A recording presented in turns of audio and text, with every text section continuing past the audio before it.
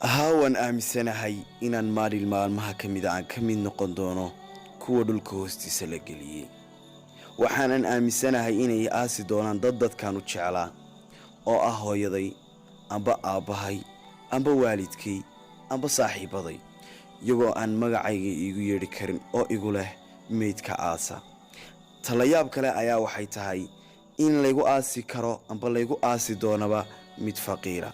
laga yaabo inaan adduunyada ka sareeyay laakiin cadaaladda Rabbi ayaa waxay leedahay dusha ka wada sinaadaan dadka la aasay.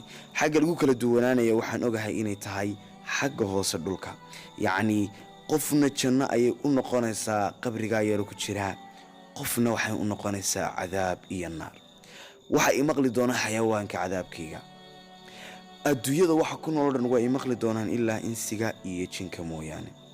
laakiin Ilaahay waxaan ka baryaynaa in Ilaahay inooga dhigo